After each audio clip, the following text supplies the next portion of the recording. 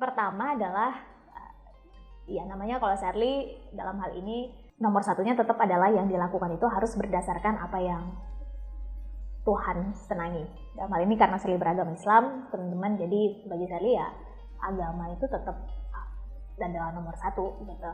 Dan saya pikir agama itu bukan sekedar ritual, agama itu adalah the way of life. Dia melekat pada cara kita berucap, cara kita berpikir, cara kita berperilaku di depan orang, keputusan-keputusan kita.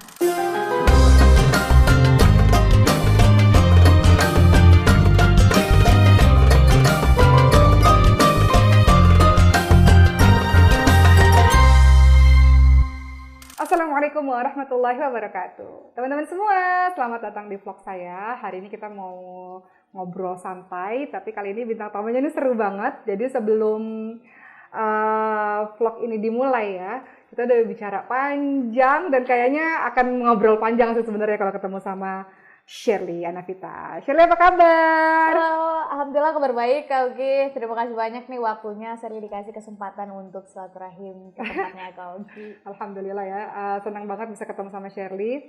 Ketemu sama Shirley itu pertama kali di mana ya? Coba tebak, kapan kita pertama kali ketemu? Itu ya, yang maghrib di mana ya tuh acara apa sih? Yang di tempat makan itu ya? Itu menurut Kak Uki di situ? Salah. Nggak tahu Kak Uki. Iya kayaknya itu deh. Kak Uki. Kayaknya ya. Iya sih. Kak Uki bilang Shirley gitu nggak sih? Iya benar. Ya kan? Dan kita ngobrol kan. Kak Uki udah ada bawa kecil-kecil tuh. Iya. Saya ingat pertemuan kita pertama itu adalah waktu Kak Uki luncurin album sama Kak Cindy di nggak tahu waktu itu ya Jakarta. I'm in Love. Iya benar. Oh, Shirley ada di situ. Shirley ada di situ. Tahu nggak Kak Shirley waktu itu minta dukungan Kak Uki teman-teman untuk salah satu program. Ini Shirley nggak di endorse ya. Namanya Presiden. Ingat nggak? Oh, terus habis itu Kak Uki? Emang itu selalu Terus habis itu Kak Uki? Iya. Ngobrol gitu kan, Kak Uki kan harus segera diwawancara kan, jadi waktunya sangat singkat, nanya itu program apa, terus pakai bahasa apa, terus kayak gitu. Tapi Kak Uki kasih testimoninya nggak? Kasih. Alhamdulillah. Nanti mungkin, tapi nanti deh semua saya cek masih ada apa enggak videonya. Okay. Oh iya, jadi itu tahun berapa tuh kira-kira? 2013, 2012. Allah. Akhirnya Shirley jadi pemenang di situ ya? Juara dua ya. Tapi keren ya kiprahnya sampai hari ini. Jadi Masya Allah ya, Shirley ini kita udah banyak ngeliat video-videonya yang luar biasa. Dan kita kasih tahu background pendidikan dulu ya. Shirley tuh S1 di mana sih? S1 di Paramadina. Paramadina, ngambil? Hubungan internasional. S2-nya di? S2-nya alhamdulillah di Australia, di Melbourne. Ambil jurusan Social Impact Investment. Oke, ini S3-nya mau kuliah di Eropa nih, lagi kampus-kampusnya nih lagi di, teman-teman doain ya, semoga beliau bisa melanjutkan sampai jenjang berikutnya. Mau jadi profesor nggak sih? Ada kepikiran nggak? Pengen. Kan dosen soalnya, pasti jenjangnya akan ke situ. Amin. Di bidang? Pokoknya Shirley senang dalam 3 hal sih Kak, social impact, edukasi, anak muda, udah 3 itu. Walaupun nanti teman-teman saya ngelihat Shirley, profesinya kalau Shirley apa aja sih, karena kan sekarang fleksibel kan. Betul. 10 tahun yang lalu kenal nggak namanya YouTuber, selebgram kan nggak kenal, tapi sekarang justru itu dapat spot besar untuk justru mengedukasi. Betul. Iya kan, coba satu hari 24 jam, anak muda itu 8-13 jam menurut Research Institute ngabisin waktu di internet. Kalau nggak ada orang-orang baik di internet, gimana? Kan, jadi saya pikir ini harus fleksibel, profesi ini harus fleksibel, tapi goal harus cakep. Sebelum ngobrolin masa kecilnya Shirley ya, kalau kita pengen tahu, Deg-degan Shirley, deg-degan orang biasa ngomong depan umum kenapa deg-degan? Tapi bisa ini di sini kok deg-degan ya? Shirley, kaki pengen tanya sama Shirley. Shirley ini bisa ngomong selancar itu tuh gimana sih Shirley? Ada teksnya kah yang running gitu? Biasa kan kalau misalnya kayak membaca berita kan ada teks tuh yang running itu. Atau Shirley gimana persiapan dulunya berapa lama tuh? Kaki pengen tahu tuh proses kreatifnya sampai tiba-tiba muncul bla bla bla bla gitu. Gimana tuh? Ini video-video pendek berarti ya konteksnya? Iya, pokoknya yang di YouTube lah, di Instagram atau apa. 2 nih, kalau yang di video-video pendek, karena Shirley awal mula di sosial media itu di situ. Jadi kayak bikin video pendek 1 menit, harus 1 menit waktu itu. Nah itu gimana caranya? Shirley timeline tuh dan ada ceritanya kenapa Shirley memutuskan. Karena to be honest Kak Uki, sosial media ini bukan sesuatu yang Shirley convert. Bukan, this is not I'm passionate about sebenarnya ya. Kalau apalagi menyampaikan pendapat untuk opini gitu, Shirley lebih senang kayak gini. Jadi kalau ada perbedaan, ya udah langsung aja berbeda gitu. Orang nggak salah arti terhadap apa gitu, nggak main cut gitu.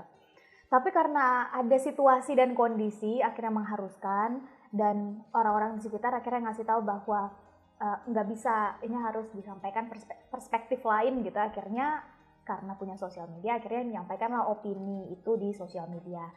Dan long story short, karena fokus anak muda kan makin pendek ya Kak Uki. Jadi akhirnya bikin video yang 1 menit. Nah 1 menit ini harus di-pack dong sedemikian rupa. Nah itu bikin timeline-nya saat itu 30 hari doang. Kayak maksudnya saya bukan yang berpikir akan sustain hal kayak begini. Jadi 30 hari, 1 hari kita akan mengomentari isu apa based on research di pagi harinya untuk naik sore. Jadi memang ada sirkulasinya gitu. Nah, terus teman-teman membantu meriset dari minimal sekian sumber, dilihat dari perspektif mana aja, sisi mana yang belum dapat. Jadi tim researchnya itu ada? Ada, teman Sarli dan tim. Jadi this is not one man show, this is a team. Keren, gitu. Masya Allah. Nah, jadi akhirnya putar kan. Pas di awal, kalau Sarli boleh sampaikan, Sarli yang ambil video sendiri, Sarli yang edit, Sarli yang menjadi bagian dari riset itu, termasuk pemilihan kosakata. Karena kan awal-awal sensitif kan Kak Oki, bicara masalah sosial, isu-isu kemasyarakatan, isu sosial, ini agak sensitif, apalagi tahun 2019. Jadi setiap kata itu harus dipilih, bahkan minta tolong dengan teman-teman untuk, ini ada kata yang akan bisa kena enggak? Namanya kita ada aturan kan, Undang-Undang ITE. Jadi that should be that spesifik gitu. Kalau awal mula, kalau sekarang pelan-pelan kan mulai ke arah motivasi, ke arah lebih general gitu. Karena memang ternyata anak-anak muda ini banyak yang nanya ke Sarli secara DM, email, itu banyak masalah-masalah kayak gini yang menarik untuk didiskusikan. Jadi mulai dari situ akhirnya masuk ke dunia-dunia motivasi anak muda, kontennya mulai pelan-pelan ngarah ke situ. Tim research ini yang kalau kita lihat ya, nggak tahu yang di kantornya Shirley, itu kayaknya anak-anak muda semua nggak sih? Saya harus bilang anak muda. Wow, keren. Ini anak muda. Dan saya banyak belajar sih Kak dari tim gitu. Maksudnya gini, setiap orang ada masanya, setiap masa ada orangnya, kata orang bijak. Mungkin sesuatu yang kita anggap menarik di zaman kita belum tentu menarik di zaman sekarang. Kalau target audiensnya ternyata adalah misalnya generasi Z, bisa jadi mereka yang paling ngerti gitu. Ini sebenarnya nggak menarik sih Kak kalau dibahas dari sisi ini. Jadi maksudnya tim Sarli itu justru adalah tim-tim generasi Z. Ada yang generasi Y juga untuk menjaga wisdom, ada yang generasi X juga gitu. Jadi Sarli sangat terbuka pada kolaborasi kayak begitu selama kita punya garis yang sama dalam menyampaikan. Gitu. Jadi ini kita masih mengenai proses kreatifnya Shirley ya, kan orang ngeliatnya langsung udah jadi itu. Jadi jarang loh ditanya gitu. Ini langsung buka dapur ini. Kita mau bedah. Nah setelah akhirnya berdiskusi itu nanti ada yang kurasi lagi nggak sih? Ada. Jadi nanya lagi ke siapa? That's it. Ini to be honest ya teman-teman, ini jarang banget yang nanya kayak begini. Tapi saya harus bilang ada. Ada banyak video yang udah jadi, dia tinggal post dan naik, dan kita tahu ini bakal, maksudnya namanya hal-hal yang sensitif ya, pasti akan dapat respon gitu ya. Tapi kita nggak memilih untuk tidak menaikkan itu, karena dikurasi oleh orang yang memang lebih kompeten lah kita. Wow, jadi setiap video itu dikurasi ya? Harus, apalagi sih isu-isu sosial kemasyarakatan itu harus, karena Insya Allah. Ya namanya kita makhluk sosial ya Kak, jadi harus lihat aturan sosialnya gimana, aturan kalau dalam konteks Sarli dalam hal ini video-video pendek, berarti aturan undang-undang ITE akan kena apa enggak. Kan target kita adalah mengajak berpikir terbuka, berpikir kritis, kebaikan, kebenaran. Jangan sampai niat kita begitu malah menjerumuskan kita gitu maksud Sarli. Masih proses kreatif nih Shirley, 1 menit itu kan ngomongnya bla bla bla gitu kan, dengan tanpa jeda. Itu ada running text atau Shirley hafalin per paragraf atau gimana tuh sampai kata-katanya setepat itu gitu dan kelar di 1 menit, gimana tuh caranya? Iya. Kalau dulu saya belum tahu dan belum mampu lah membeli alat. Bukan running text juga, sederhana sih alatnya gitu. Matador gitu, monitor Matador gitu. Iya, sejenis kayak begitu. Kalau sekarang itu udah poin-poinnya udah ada di situ. Jadi saya tinggal jadi benar-benar seperti saya. Jadi data, nggak boleh main-main kan kalau data. Betul. Tapi kalau dulu Kak, itu masih ngafalin. Ya. Karena kalau lebih dari 1 menit nggak masuk nih dalam. Jadi kita punya standar dan harus masuk situ. Kalau lebih dari 1 menit gimana caranya? Harus ada berapa kata yang dibuang. 3 kata berarti harus dibuang. 5 kata harus dibuang supaya exactly 1 minute. Itu dulu. Teman-teman yang kuliah di jurusan komunikasi boleh mengambil penelitian. Datanya udah ada nih. tentang proses kreatif ya, bagaimana membuat tayangan video pembelajaran atau video motivasi dan sebagainya. Oke, itu udah masalah kreatif. Koki pengen tanya tentang masa kecil Shirley, flashback ke belakang. Waduh, Tapi Koki penasaran nih Shirley, takut nggak sih? Kan Shirley bikin video begitu kan sensitif ya? Iya, iya. Sampai Koki harus jelasin ke Shirley. Koki pernah ada satu acara, orang bilang, kan Koki bilang, undang aja Shirley, bagus nih motivasi anak muda. Jangan Shirley, nggak boleh. Kenapa? Terlalu vokal, jangan, bahaya. Iya. Oh gitu ya? Nah Shirley tuh pernah ngerasa takut nggak sih? Atau apa impact yang Shirley dapatkan ketika Shirley tuh bersuara sedemikian vokalnya? Saya percaya bahwa setiap keputusan itu pasti ada konsekuensi. Apapun, mau menurut kita itu baik, pasti ada positif, pasti ada negatif. Mungkin kita lebih fokus pada positifnya, tapi tetap harus dipikirin nih, negatifnya adalah apa. Nah dalam hal ini, ya jelas ada Kak. Misalnya nih, setelah Shirley cukup rutin mengeluarkan video-video yang menyampaikan opini gitu lewat sosial media, nggak usah jauh-jauh pada kesempatan yang kayak Koki bilang deh. Teman-teman, berubah tuh pelan-pelan. Yang awalnya saya dekat, mulai menjauh. Yang misalnya belum tentu menerima perbedaan pendapat, mulai. Bahkan ada sempat Shirley bukan dikeluarkan ya, tapi awalnya udah sampai di titik board, dihapus karena jangan sampai orang ngelihat itu pendapat organisasi, karena Shirley cukup di organisasi itu cukup punya posisi gitu.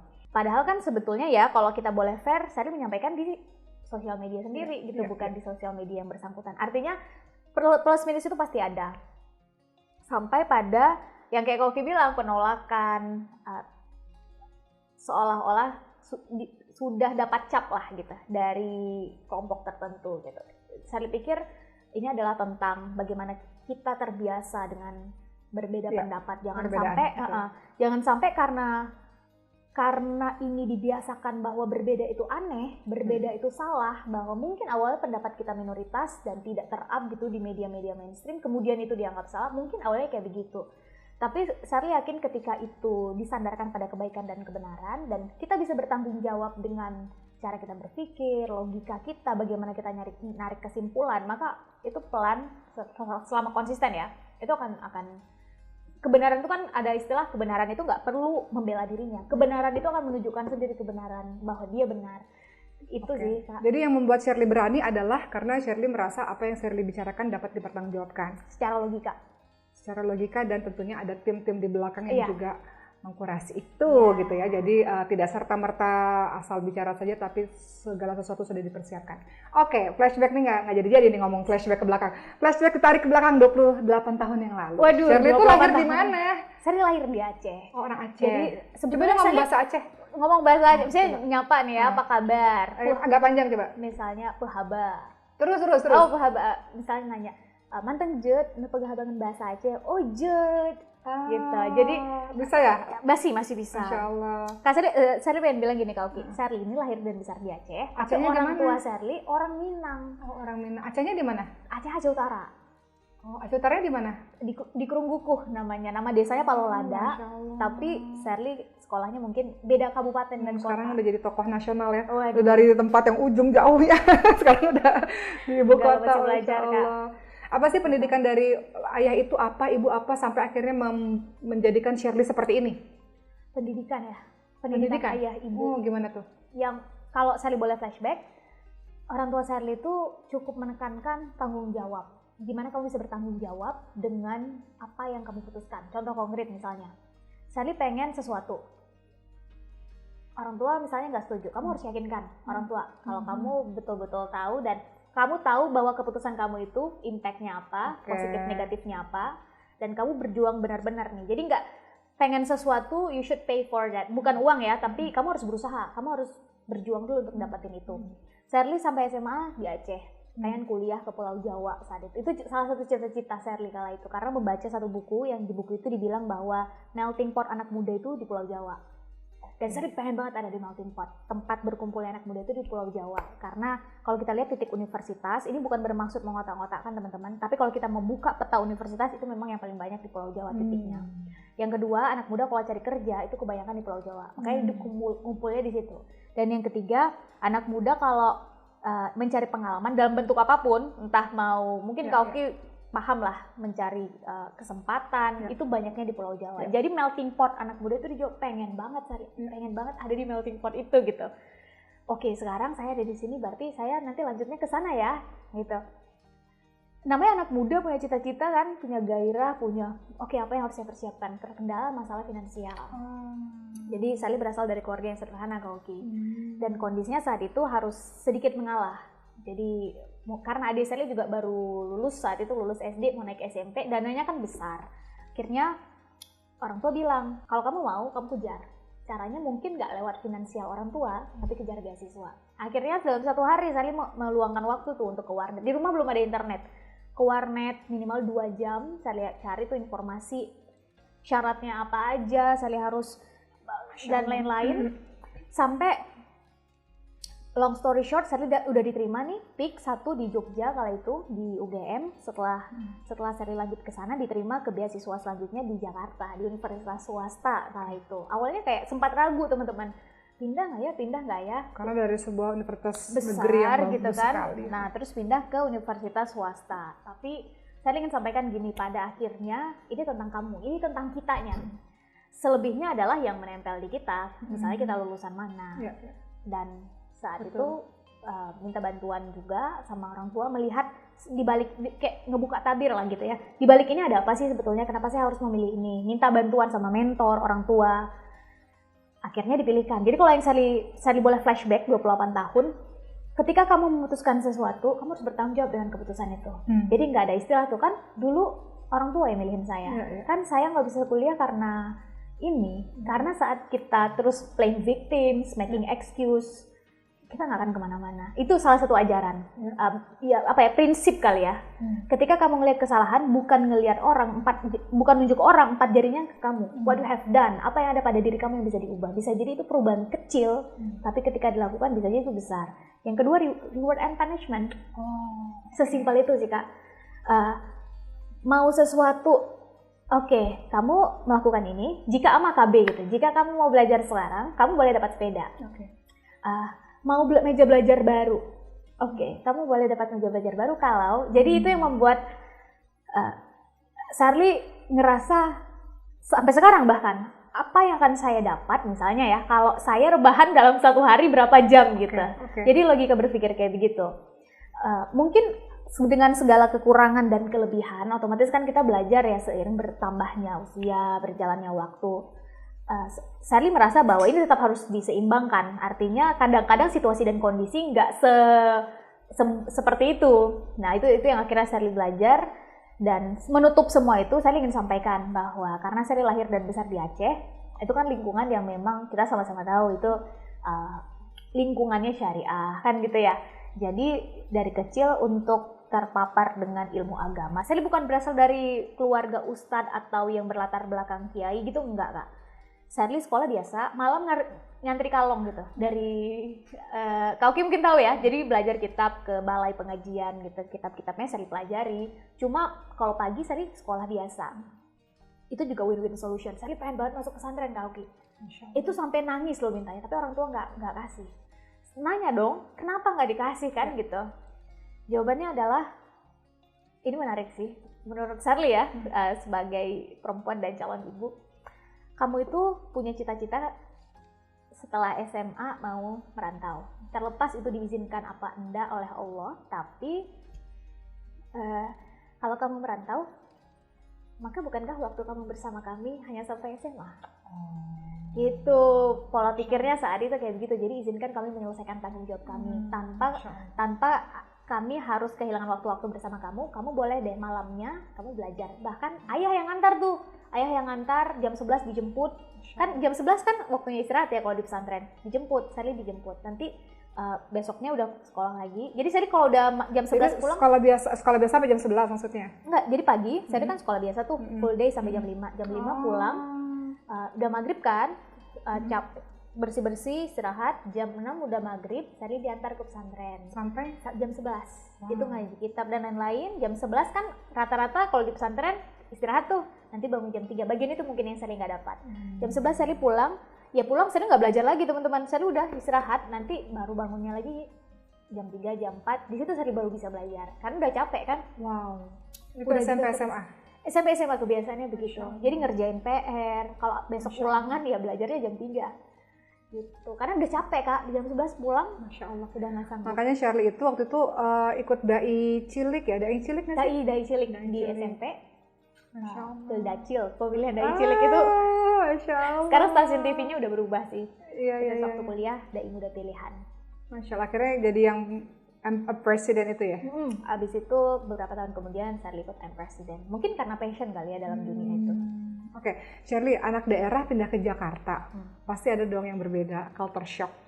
Apa yang Shirley rasakan perbedaan waktu di Aceh sama Shirley pada akhirnya pindah ke Jakarta?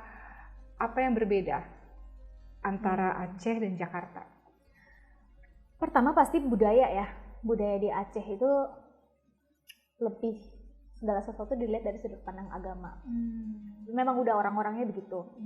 Kalau di Jakarta enggak. Jadi saya kayak ikan kecil gitu lah Kak. Kayak ini apa, ini di mana gitu. Dan itu membuat Shirley jadi banyak betul yang harus saya pelajari ya. Berarti selama ini benar-benar saya dalam hal ini Shirley bukan bermaksud kayak gimana, tapi Shirley ngerasa udah jadi ikan besar nih di akuarium saat di Aceh gitu. Iya. Pas pindah ke Jakarta, I'm nothing. Shirley, dan itu membuat Shirley sadar bahwa gak ada kata berhenti loh saya belajar. Mungkin kamu udah merasa cukup, jangan-jangan nih kamu udah di akuarium yang udah harus ini pindah, tambah harus kemarin ke hijrah. Melbourne ya, ikan kecil lagi. Ikan kecil ini lagi. ke Eropa ikan kecil lagi. Ikan kecil lagi kan. Itu membuat Shirley bahwa nggak ada istilah berhenti sih Kak untuk belajar. Apalagi kalau sekarang kondisinya kita satu kali klik udah bisa dapat begitu banyak informasi kalau sekarang. Terus yang kedua yang Shirley rasakan berbeda adalah pergaulan. Pergaulan menurut Shirley kalau di Aceh ya kayak gimana pun yang terpapar ke kitanya juga ya masih kurang lebih sama. Kalau di sini ya pinter-pinter proses filter itu menurut Shirley ya harus ada minimal di individunya. Salah satu hal yang Shirley syukuri kalau boleh sedikit flashback ke pertanyaan Kauki yang tadi adalah fondasi untuk membedakan baik buruk benar salah yang itu kebentuk oleh pola asuh keluarga itu salah satu hal yang Shirley syukuri. Dan itu menjadi salah satu amanah kan, kepercayaan kan, orang tua udah ngasih kepercayaan untuk merantau, itu yang harus saya pertanggungjawabkan bahwa saya dikasih kesempatan, dikasih kepercayaan oleh orang tua, saya harus tunjukkan bahwa meskipun di sini saya tetap memegang nih apa yang menjadi prinsip kalau apa sih prinsip-prinsip hidup Shirley? Waduh, ini berat ya. Prinsip hidup Shirley ya. Apa sih? Pertama adalah ya namanya kalau Shirley dalam hal ini nomor satunya tetap adalah yang dilakukan itu harus berdasarkan apa yang Tuhan senangi. Dalam hal ini karena Shirley beragama Islam, teman-teman, jadi bagi Shirley ya agama itu tetap adalah nomor satu gitu. Dan Shirley pikir agama itu bukan sekedar ritual, agama itu adalah the way of life. Dia melekat pada cara kita berucap, cara kita berpikir, cara kita berperilaku di depan orang, keputusan-keputusan kita. Cara kalau misalnya teman-teman saat ini berkarya juga lewat sosial media atau platform lain, cara kita beretika di sosial media, bahkan cara menurut Shirley ya dalam hal ini Shirley mungkin Kak Oki dalam hal ini jauh lebih berkapasitas Kak untuk menjelaskan ini. Bagi Shirley agama itu hadir untuk menyelesaikan. Jadi masalah sosial itu harusnya selesai kan gitu ya. Jadi dengan hadirnya kita harus bisa ngasih solusi, harus bisa ngasih impact lah lebih tepatnya. Mungkin ini bukan tentang besar kecil, bukan, tapi mungkin hal kecil di sekitar kita. Ketika kita bisa ngasih impact, manfaat, itu saya pikir adalah salah satu tujuan. Keren. Koki pengen tahu berikutnya. Koki tuh pengen tahu banyak tentang Shirley. Koki ini memang pengen tahu semua hal deh kayaknya. Koki pengen tahu Shirley, coba dong dari bangun pagi sampai tidur. Waduh, abis ini Koki ya. Jangan, kan ini kan obsesinya Shirley, kan Shirley jawab. Bangun tidur ya. Shirley itu orang yang, karena mungkin habit ya Kak, habit yang tadi tuh dari tamat SD, Shirley terbiasa kayak begitu. Jadi Shirley lebih bisa berpikir fokus itu sebelum jam 5. Kalau misalnya kondisi sekarang nih, Shirley nulis skrip, riset juga. Ini Shirley biasanya dilakukan di jam 3 sampai, ya berarti kalau hitunglah misalnya di sini setengah 5 di jam 5 gitu, subuh, berarti itu adalah itu golden time Shirley. Itu biasanya di situ. Jadi bangun di situ, melakukanlah ritual pribadi, hal yang memang harus butuh fokus, nah itu saya lakuin. Lanjut setelah itu biasa sering baca kan. Wow. Jadi jam berapa tuh biasanya? Pagi itu kan udara enak ya. Jadi saya senang banget ngebaca dan sambil nikmati udara pagi itu saya senang ngebaca. Itu ritual udah ya. Sama hal-hal yang itu ngebaca itu minimal banget setengah jam. Karena itu masa baca apa nih? Buku, koran? Buku self improvement biasanya. Biasanya. Oh, suka pengembangan. Saya punya passionate dalam hal itu Kak. Kayak self improvement. Mungkin sebenarnya yang kita baca ulang-ulang itu aja sih. Cuma semakin diulang tuh semakin nempel aja. Mengingatkan lagi. Itu pagi kalau misalnya pas lagi enak-enaknya mungkin 15 sampai 1 jam mungkin ya. Nah, dari situ biasa jam 7 itu udah mulai tuh. Kalau sekarang kondisinya udah mulai seminar, udah mulai ngajar. Hal-hal yang sifatnya kepekerjaan lah, profesional. Nah, di sela-sela itu biasanya ada shooting endorse. Kalau sekarang Alhamdulillah. Nah, terus siang biasanya udah rapat dengan tim apa nih yang akan dinaikin. Jadi udah mulai ngobrolin apa yang akan dinaikin. Setelah itu lanjut lagi kalau misalnya ada, dan sorenya biasanya Sally juga lagi ngebangun bisnis. Masya Allah. Itu fokus ke situ dengan tim-tim dalam dunia bisnisnya. Malam syuting. Jadi syuting itu biasanya malam malah. Syuting apa tuh? Oh, syuting video-video itu malam. Oh, keren. Kalau udah malam udah kehabisan energi. Keren loh. Jadi malam tidur jam berapa? Selesai Isya itu semua naskah udah masuk. Udah dikurasi. Intinya adalah kita siap untuk syuting. Sampai jam? Sampai jam biasa jam 9, jam 10, terus anak-anak editor ngedit dan saya udah balik tuh dengan kegiatan dan aktivitas. Jadi aktivitas masuk jam 10? Selesai dengan dunia kamera jam 10 dan biasanya saya mengistirahatkan mata saya karena mungkin Sherly kali ya. Jadi Sherly punya Sherly dulu punya masalah mata Kak. Jadi sebelum tidur itu 1 jam harus lepas dulu dari gadget. Dan akhirnya ya misalnya mau istirahat jam 11, berarti dari jam 10 saya udah akan lihat lagi nih lampuan gadget itu saya usahakan untuk nggak lihat lagi. Jadi sehari tidur berapa jam? Berapa tuh? 12, 1, 2, 3, 4, 5 lah berarti 4 sampai 5 jam dalam satu hari. Luar biasa ya. Kauki juga loh teman-teman. Jadi tadi di balik layar, saya sempat tanya 1 hari tidur berapa jam? 4 sampai 5 jam. Iya, cukup sih itu sebenarnya. Iya, cukup. Dan Kauki udah punya anak, punya pesantren. Nah, kalau Kauki tuh bedanya sama Sherly, Kauki tuh kalau udah maghrib udah nggak boleh ada acara lagi. Oke, itu untuk keluarga kan? Ya, itu udah keluarga, untuk anak, udah istirahat, udah itu. Jadi Kauki tuh paling nggak bisa tuh kalau syuting nanti misalnya kan kalau gitu kan syuting butuh fokus ya. Iya. Jam 9 malam ada itu udah waktunya masuk kamar tuh. Ya. Udah jam 8 tuh udah waktunya masuk kamar tuh. Udah. Pokoknya Kauki tuh mengakhiri hari tuh jam maghrib udah selesai. Oke. Makanya kalau ada orang bisa kerja malam, keren. Hebat. Masih strong. Oke, Sherly, pertanyaan, ada 2 pertanyaan terakhir. Sherly ngelihat, ini pertanyaan udah pernah kalau kita tanya, tapi pengen tanya aja supaya teman-teman lihat. Selain jadi ibu ya, dan jadi istri. 10 tahun ke depan, Sherly melihat diri Sherly sebagai apa? Karena pasti kok yakin banyak banget partai-partai yang datang meminang. Kamu jadi ini, jadi itu, begitu. Nah, Sherly tuh melihat 10 tahun lagi jadi apa? Jadi anggota DPR atau jadi apa? Bupati, ini apa? Apa? Yang Sherly lihat? Pertama saya jawab dulu gini Kak. Politisi kah? Sherly enggak sih. Kalau politisi praktis Sherly nggak ngelihat Sherly ada di situ. Oke. Yang jelas Sherly senang atau passion Sherly ada dalam 3 hal: edukasi, anak muda, sama isu sosial kemasyarakatan. Itu 3 hal yang Sherly kok seneng gitu dalam hal 3 hal itu gitu. Nah, mengenai posisinya apa, mungkin Sherly nggak bisa jawab si exact that's the position that I really want to be. Mungkin enggak gitu. Kalau dulu mungkin saya pengen jadi duta besar. Waktu SMP saya pengen jadi pilot. Waktu SMA saya pengen jadi duta besar. Karena duta besar itu, karena alasan itu saya lanjut kuliah HI Kak. Karena pengen jadi duta besar. Dan untuk jadi duta besar rata-rata ternyata HI gitu. Jadi kalau dulu saya punya exact position yang saya mau. Tapi setelah belajar lagi, ketemu lebih banyak orang, ternyata fleksibilitas dalam hal itu membuat kita jadi jauh lebih bisa berkembang, belajar dari mana aja. Nah, itu membuat saya akhirnya selama itu bisa memberikan manfaat, kebaikan, kepositifan untuk banyak orang, maka Sherly akan ada di situ. Mungkin bentuknya bisa lembaga kayak Kauki juga yang fokus dalam hal self development gitu, karena melihat saya kan punya passion dalam anak muda ya, dan sekarang 60% lebih penduduk Indonesia diisi anak muda. Jadi ini menjadi menarik menurut saya ketika bisa lebih sering berinteraksi dengan mereka, ketemu. Kalau tadi saya sempat ngobrol sama Kak Oki, mereka harus menjadi the best versionnya mereka. Itu kayaknya asik banget kayak Indonesia 2045 gitu. Jadi instead of mungkin ada di dalam, saya pikir berada di luar ini juga penting kok untuk menyiapkan, untuk ya lebih ke enlightening gitu, untuk bisa saling menguatkan gitu kali Kak. Anak-anak muda ya, memang nih anak-anak muda Indonesia ini hebat-hebat loh, keren-keren loh.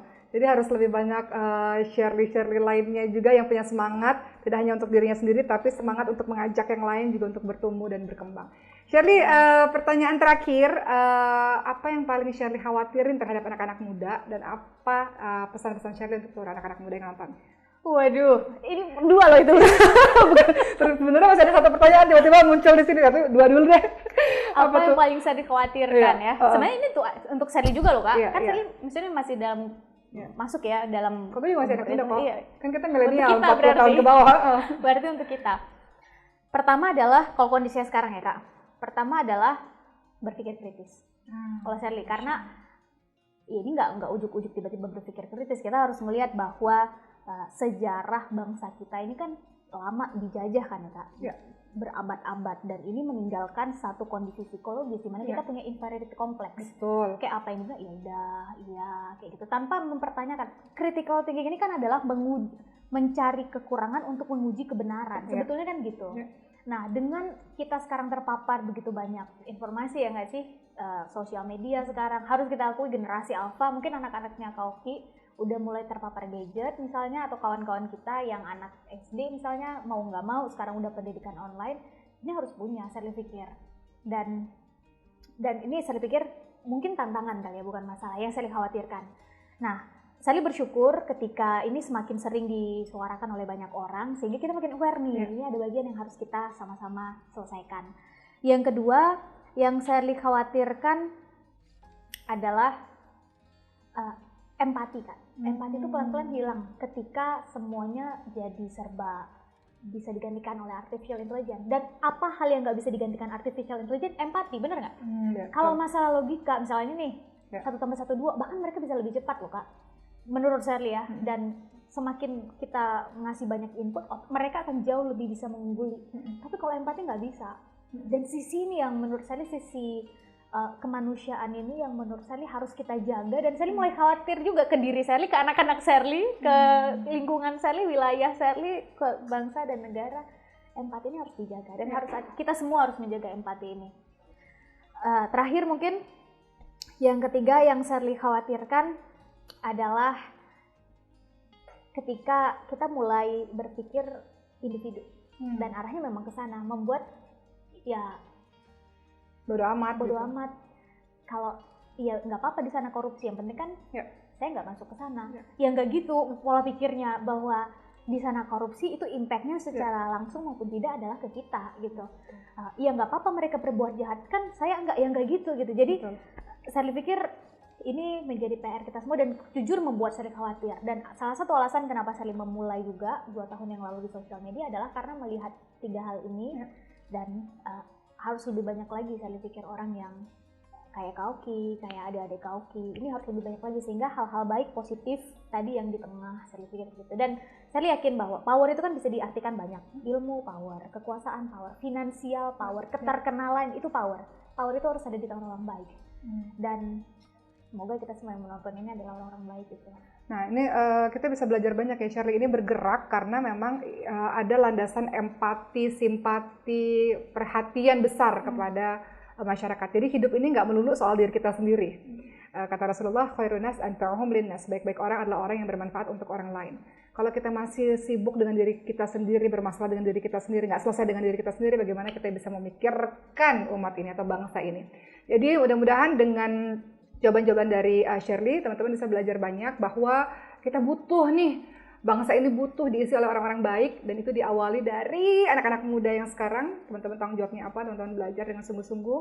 Teman-teman punya prinsip-prinsip yang kuat sebagai seorang muslim yang memegang prinsip sebagai seorang muslim yang kuat gitu ya, dan mengatakan yang benar itu benar dan yang salah itu salah. Terakhir banget. Shirley, tipe suami idaman Shirley itu seperti apa sih? Itu pertanyaan pamungkas deh, kalau nggak nanya-nanya lagi. Tipe, kan Shirley ini pertanyaan terakhir yang Koki maksud ya? Iya, ini pertanyaan di luar dari... Kan selama ini kan tadi udah ngomongin yang begitu-begitu. Koki mau bahas soal Shirley ini kan berprinsip, Shirley punya impian yang besar, Shirley punya niatan yang tulus dan baik untuk bangsa ini, untuk anak-anak muda dan generasi berikutnya. Shirley kan harapannya pasti ingin didampingi oleh orang yang juga memiliki perhatian besar terhadap itu kan. Nah, Koki pengen tahu, Shirley tuh kalau ngebayangin tuh suami saya tuh begini. Kita punya tipe nih, perempuan nih. Shirley tuh tipenya kayak gimana sih? Tipe suami harus apa, di diri dia tuh harus apa? Harus apa ya? Ntar kalau Shirley nikah kok kita tayangin lagi nih. Koki potong-potong taruh nih.